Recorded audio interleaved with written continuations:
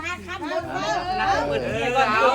พิธีก่อน อันนี้เต่าคำกับใจทิพย์เด้อ500,000เด้ออันนี้ก็ตามฐานะด้วยกันไปเองไปเองเฮ้ยเด้ออันนี้ของคุยอเมริกาเด้อตามมีของคุยลาวเลยเด้ออันนี้ของคุยลาวเลยเด้อเขาควรเขาลบเด้อตามมีเด้ออันนี้ฝั่งนี้เด้อ300,000เด้ออันนี้นังดอกดู500,000เด้อดอกดูเพลร้องงานสีวิไล500,000เด้อของผมเนี้ยยิ้มแท้ยิ้มแท้อย่างนี้เนี่ยเสื้อกับเงิน10,000 โลปีเด้อ10,000 โลปี10,000 โลปีแม่หลานเด้อยังเรียกเลยเมื่อเราว่าสิมาเอา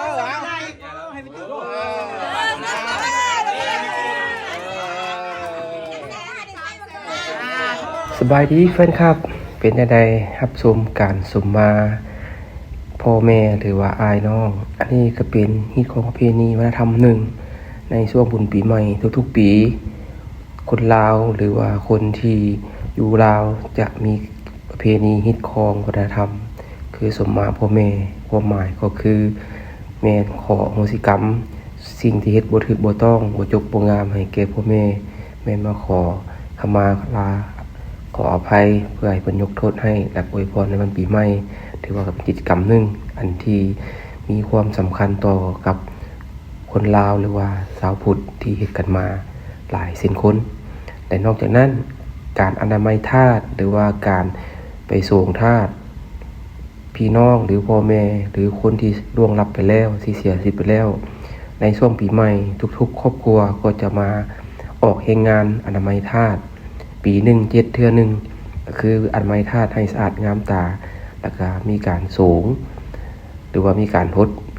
ธาตุหรือว่ากระดูกผู้ที่เสียชีวิตไปแล้วซึ่งเป็นฮิตของประเพณีอันหนึ่งเช่นเดียวกัน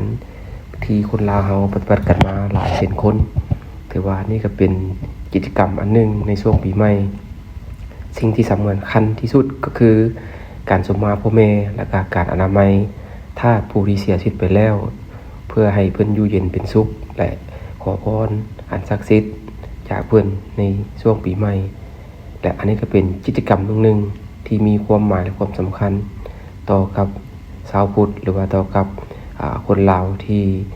นิยมเฮ็ดหรือว่าการปฏิบัติมาอย่างต่อเนื่องตามที่ตามคองหวังว่าคลิปนี้จะเป็นคลิปหนึ่งเพื่อให้เป็นแรงบันดาลใจ